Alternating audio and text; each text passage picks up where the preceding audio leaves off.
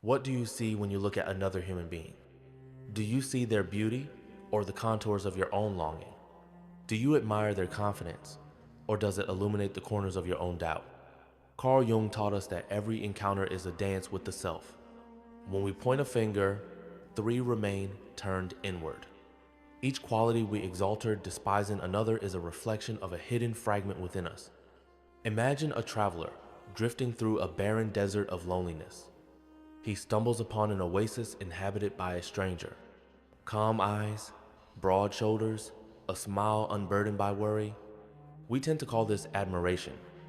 But is it not the recognition of what we have yet to cultivate inside? Everything that irritates us about others can lead us to an understanding of ourselves. Carl Jung. Why then do we so often recoil from this mirror? Why does a kind word abruptly sting and a harsh judgment feel like justice served? Because our psyche is an uncharted ocean of light and shadow. On the surface, we display the persona, the carefully curated mask we show to the world. Beneath, there lie undercurrents of forgotten wounds, unspoken fears, and unclaimed desires. When we meet someone who embodies those hidden depths, someone fearless, someone bound, we react as if they hold a secret key to our own cell. Consider the colleague who radiates unwavering confidence. Do we truly celebrate their self-possession, or does it summon a tremor of envy? Is that envy a poison, or a guidepost pointing toward our own neglected courage? And what of our darkest judgments? When we hear gossip about betrayal, does our heart judge the traitor? Or does it echo the memory of our own unacknowledged betrayal, the times we have turned away from our own integrity? The shadow is a tight passage, a narrow door whose painful constriction no one is spared who goes down to the deep well. C.G. Jung. Each time we see a fault in another, it is as though our shadow has raised its voice. The shadow is not all darkness, it is raw, undeveloped potential. But potential unexamined becomes a phantom that haunts our dreams and quickens our judgments. Pause for a moment. Think of the last time someone's trivial mistake set your blood boiling. Pause again. Beneath your fury, what sad tune was playing? Perhaps a memory of shame you never fully confronted, or an old fear that your own mistakes would render you unlovable. Projection is the theater of the mind. We cast our unlived parts onto others, then criticize the performance. Why are they so self-centered, we ask? Why can't they simply be kind? Yet our real question is, why do I refuse to be fully seen even by myself? By naming and reclaiming these projections, we gain intimate access to our interior realm. We transform accusations into invitations. Why am I so quick to blame? What am I protecting in my own heart? When a friend betrays our trust, the first impulse is outrage. But if we pause, a deeper truth may emerge. Have I ever betrayed my own inner guidance? Have I at times traded authenticity for approval, profit, or comfort? Projection teaches us that the other is never truly separate. They are a portal, doorway through which our own unintegrated aspects demand attention. Every relationship becomes an alchemical crucible. The heat of conflict melts hardened defenses, and in the molten space between two souls, a new alloy of awareness can arise. So, next time you feel an emotional sting, ask silently, with curiosity, which part of myself have I yet to embrace? Allow that question to echo like a bell in your chest. Listen for its resonance. Your shadows are not enemies. They are messengers bearing the gift of wholeness. Take a moment now. In your mind's eye, visualize a person you find irritating or magnetic. Write down 3 qualities you judge or admire in them. Then, beneath each quality, ask yourself, where in me does this quality dwell unclaimed or ignored? Let this mirror guide you to the threshold of your own shadow, where the journey toward integration truly begins.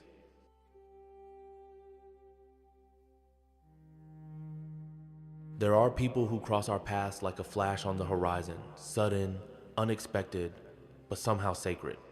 Whether a friend, a lover, or an enemy, that other carries within them the spark of transformation. Carl Jung reminds us, the encounter with the other is never random. It is an archetypal summons, a call to awaken the dormant aspects of our being. The other acts as an initiator, an involuntary guide who, without asking permission, lights the fire of individuation within us. He who looks outside dreams, he who looks inside awakens. C.G. Jung. But before we can look within, we must be seen deeply, without filters. It is that gaze that tears the veil of complacency and forces us to feel the chill of vulnerability. Think of someone who crossed your path and, without words, touched a deep wound. A careless gesture, a sudden indifference, a generous smile. Each of their actions became a mirror of something you had buried, perhaps courage, perhaps fear. One, the sudden call. Some doors open with the breath of a glance. The presence of the other can feel like a silent thunder, awakening a repressed echo inside us. Like a discordant note revealing a hidden melody, the other makes us react with passion or rejection. Why did that stranger's simple smile fill me with hope? Why did another's coldness shake me with rage? These are signs that something within us is crying out to be seen. 2. Relationships as soul laboratories. Each relationship becomes a kind of alchemical crucible, where the heat of coexistence melts our defenses and reveals unknown alloys. In love, in friendship, even in conflict, we witness our own reactions as if watching a scene unfolding within. When someone challenges us or questions our certainties, we're forced off autopilot. We discover fears we thought we had overcome, desires we had kept in hiding, and if we allow this relational tension to touch us, we open space for inner transformation. Everything that irritates us about others can lead us to an understanding of ourselves. C.G. Jung. 3. Catalysts of change. Imagine a peaceful river suddenly interrupted by an obstacle, stones, logs, a forced detour. The once predictable flow is redirected. So too with relationships. When we are blocked by harsh words or propelled by sincere affection, our inner current shifts. The other compels us to rewrite our narrative. Who am I when I no longer follow my own patterns? What happens when I stop seeking approval and begin honoring my true voice? Every significant person in our life brings with them a power to protect and to disrupt, like fire, which can purify or burn depending on how it's handled. 4. Lessons dressed as conflict. Not every encounter is gentle. Sometimes, the other pushes us to the edge, pressing our defenses until they overflow. Relational friction exposes hidden wounds, childhood rejection, old humiliation, abandonment left unhealed. And it is in that painful threshold that the opportunity arises. When this conflict echoes in you, what surfaces beneath it? What memories, what ancient voices are being revealed? The other, even in their most uncomfortable form, is a strict instructor, wanting to usher us into a new inner classroom. 5. Awakening through otherness. When we finally recognize what the other has revealed, something magical happens. We are no longer prisoners of automatic reaction. Anger refines into discernment. Fear transforms into compassion. Admiration becomes inspiration. Otherness then reveals itself as a sacred portal. Through the gaze of another, we learn to look within. Through criticism, we learn to hear the whisper of our soul. The eyes of the other are the window through which we contemplate our true self. Paraphrased Jungian insight, the encounter with the other is not coincidence, it's a secret choreography of the unconscious. Every person, every relationship is an initiator, a catalyst that activates memories, desires, and unexplored potential within us. By honoring this initiation, we take our first steps toward individuation, the sacred act of becoming whole. Who in your life has most challenged or inspired you? List 3 meaningful encounters and, beside each one, write, what did this encounter bring to the surface in me? Let these reflections become the compass for the next phase of your inner journey.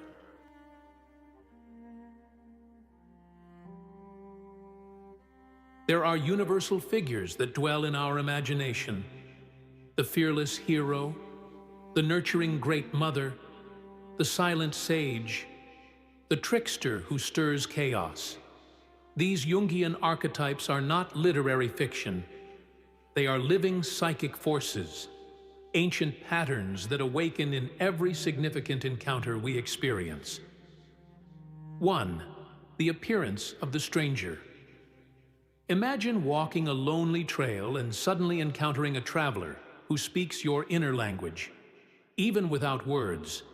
That stranger represents the self you have not yet dared to acknowledge. They carry the message of potential not yet realized. Why does the unfamiliar impress us so deeply? Because true otherness reveals latent energy hidden within our own being. When we witness a stranger perform a spontaneous act of kindness, we feel the echo of our own longing to serve. When we glimpse a distant gaze, we recognize our own thirst for contemplation. The unknown within the known is the mystery we call destiny. 2. The enemy as a shadow teacher. Just beside the benevolent stranger stands the enemy, the one against whom our inner defenses rise. They provoke rage, fear, indignation, but above all, they expose our emotional armor. When we feel hatred or repulsion towards someone, we must ask, what shadows is this person reflecting in me?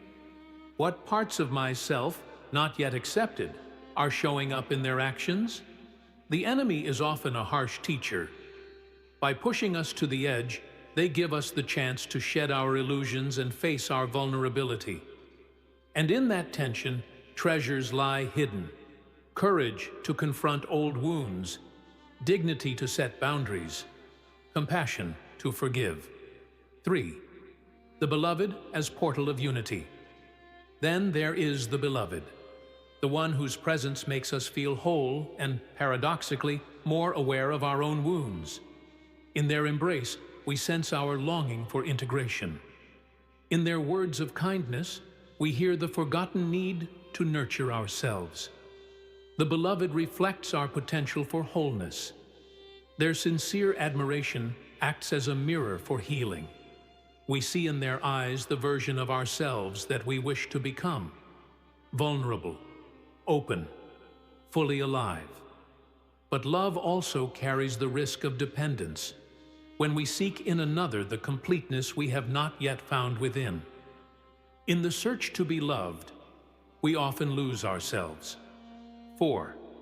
Archetypal symbols and rituals. Every archetypal encounter can be honored as a small rite of passage, a handshake sealing an internal agreement, a gesture of compassion cleansing ancient memories, a shared gaze awakening the spark of the self. We can create symbolic rituals to honor these moments. Draw the symbol of the archetype, a sword for the hero, a spiral for the shadow, a flower for the anima, and reflect on its meaning. Write a letter to your inner stranger, thanking them for their message. Trace the figure of the enemy or friend on a mirror, with your finger or soft paint, as an act of acknowledgement. 5. The quest for archetypal integration. As we recognize and integrate these archetypes within us, we emerge more whole. The inner hero gains the support of wisdom. The shadow receives the light. The beloved merges with the lover we must become to ourselves. Every encounter, with strangers, enemies, or lovers, is a chance to expand our psychic universe. Ask yourself, what archetype did this person activate in me? How can I honor that message and let it guide my growth? The most ordinary encounters may conceal a touch of the sacred if the soul is awake. List 2 recent encounters, one that enchanted you and another that disturbed you. Next to each one, write, which archetype was awakened in this person? What message does this archetype bring to my process of individuation? There are moments when the gaze of another cuts like a blade. A criticism, a careless word, an indifferent silence, all echo in us like an alarm. You are wounded here.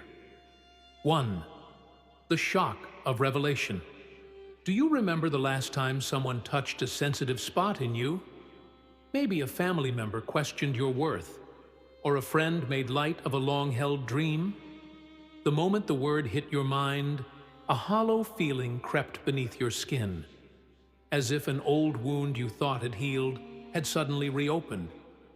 Nothing unsettles the heart more than another hand touching a scar we believed was long gone. This shock is no accident. It is the shadow inviting us to revisit the place of pain. The other, by poking us unintentionally, repeats, in mirror form, the emotion we've tried to bury. 2. Old wounds unearthed. Every past trauma becomes a cellular memory, a subtle recording that pulses inside us. When someone says something that echoes childhood wounds, abandonment, rejection, humiliation, we feel the same pain again, now amplified by the expectations of adulthood. Imagine a child crying with no one to comfort them.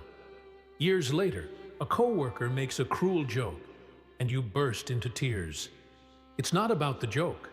It's about the child who wasn't heard, the resentment still burning silently. 3. When the mask falls. When we're hurt, we realize that our persona, the polished mask we wear, no longer protects us. It's as if a bright light exposes the cracks in our facade. Pride, vanity, insecurity. Instead of defending us, the persona becomes a prison of its own design. The persona is the armor we buy to survive, until it keeps us from living. The other frees us from this trap by tearing away the disguise and forcing us to face our naked self. The inner confrontation. Rather than reacting impulsively, with rage or withdrawal, we can choose to confront what the mirror has revealed. See the pain as a map. The sharp edges point to where healing must happen. Allow yourself to feel the rising fury, the tears waiting to fall, the knot in the stomach whispering, "There is still pain here." Ask yourself with compassion, what does this pain tell me about my story? What inner voice is crying out through this scar? 5. Transformation through acceptance. Pain, when welcomed, stops being punishment and becomes a portal for rebirth. When we can say, "Yes, I felt this because I was hurt," we take the first step toward integrating the fragmented part. With the support of that pain, we can begin to rebuild, healing the inner child with words of kindness in a journal, rewriting the trauma story in affirmations of strength, crying without shame, knowing that every tear cleanses an old page. Pain is the mortar that binds the bricks of the soul, but only if we're brave enough to work with it. Poetic reflection on Jung's Path 6, the other as a healer. Curiously, the same enemy or inconvenient one who wounded us may become a healer. When we say, "That word hurt me because it echoed something inside me," we open a channel of empathy and presence.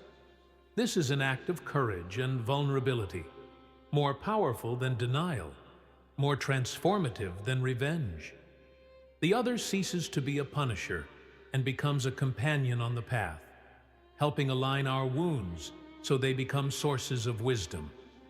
Think of someone whose words or actions recently caused you pain. Write down, what old wound did this situation bring to the surface? What can you do today to welcome and transform this pain? There is one encounter that transcends projections and conflict. The encounter with the beloved, whose presence resonates with the deep rhythm of our own being. In a sincere embrace, in the comforting tone of a voice, we feel ancient chords resound. It is as if, in recognizing the other, we catch a faithful glimpse of the self we have not yet dared to fully reveal. 1. The mirror of compassion. When we receive genuine care, a mirror of compassion closes gently. We see in the eyes of another the same tenderness we must learn to offer ourselves. Every gesture of kindness becomes a reminder that we are worthy of dignity, of forgiveness, that the wounded soul can mend when it finds a welcome beyond itself. To love another is, in truth, to begin loving oneself. Ask yourself, when have I been loved without judgment? How can I offer that same love to my inner child? 2. The union of opposites. In authentic love, polarity dissolves. Shadows no longer repel us, nor does the light inflate our ego.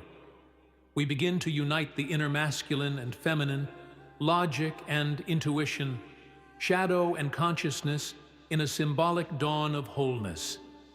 The beloved becomes a portal of unity, where opposites converge and harmonize.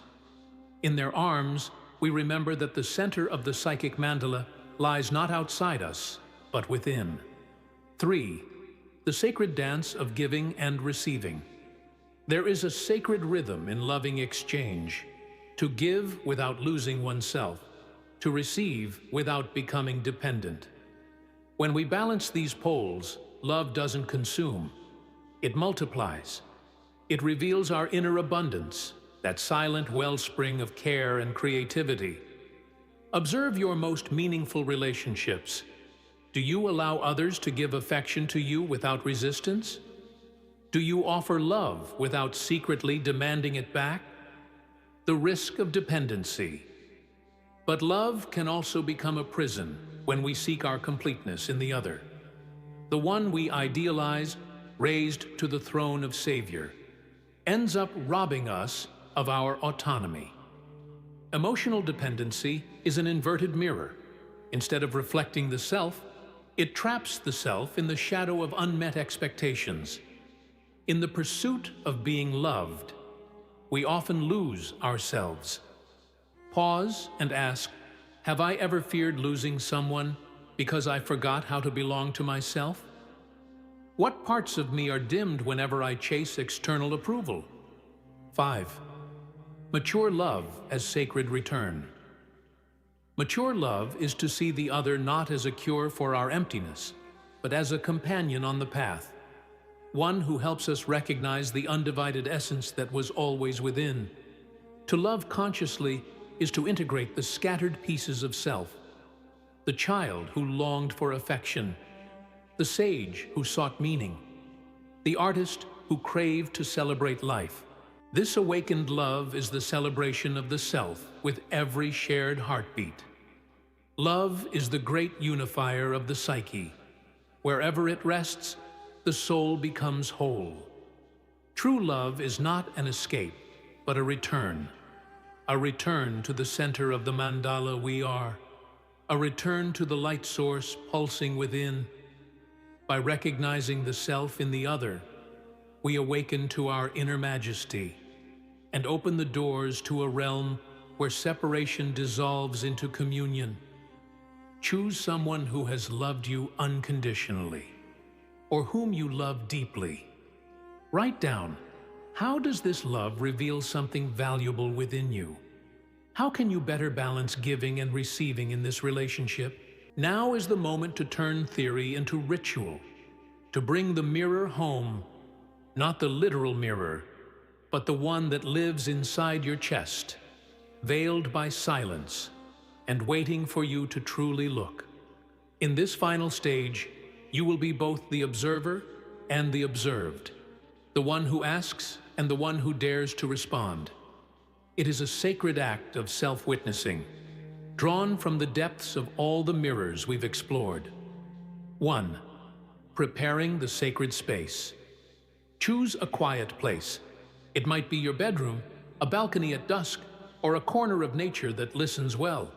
Gather 1 candle, gold or violet, a journal or blank pages, a dark ink pen if you like, a crystal, amethyst or quartz, to anchor your energy. Light the candle. Gaze into the flame for a few seconds. Then breathe deeply, 5 times, sensing the air calming your system and awakening your presence. 2. Summoning the inner mirror, open your journal. On the first page, draw a circle, your personal symbol of the self. Inside that circle, write, I, your name, call upon my shadow and my light to reveal themselves in this sacred mirror. Let this declaration be a seal, a psychic agreement that whatever emerges is welcome, without judgment. 3rd, revisiting the 6 reflections. For each of the 5 previous blocks, dedicate a page of reflection. Psychological projection. List 3 qualities you've projected onto others: admiration or irritation. Next to each one, name the unclaimed aspect of yourself it reveals. The other as initiator. Recall someone who awakened something deep in you. Briefly describe the trigger and the transformation it invited. Archetypal encounters identify 2 archetypes: hero, shadow, beloved, enemy, stranger, you've met recently. Describe how each one manifested and what it activated in your psyche. When the reflection hurts. Remember a moment when someone hurt you, even unintentionally. Note the emotions it triggered and the ancient wound it touched. Love and unity. Bring to mind a love that felt sacred. Write how it reflected your dignity and how you've managed balance within it. Let your answers flow intuitively, as words, symbols, phrases, even abstract sketches. This is not an essay, it's a soul mirror in motion.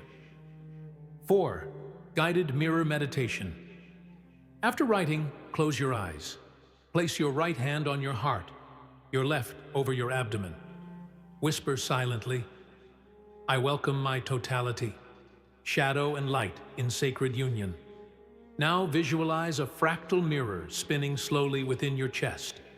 Each flicker reflects a fragment of you, a memory, a dream, an emotion. Watch them float by, like stars through black water. When a sensation rises, ask it, "Who are you, and what do you want me to remember?" Listen, let it pass, and return to stillness. 5. Ripping the veil and integrating return to your journal and, on a fresh page, write, "I accept and integrate all that this mirror has revealed." Then make a list of 3 concrete actions you'll take in the coming days: a conversation, a meditation, a boundary, a creative act.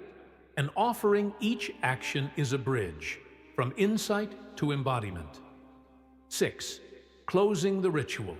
Blow out the candle with gratitude. Store your journal in a sacred space, somewhere private but present. In the weeks ahead, return to it. Mark changes.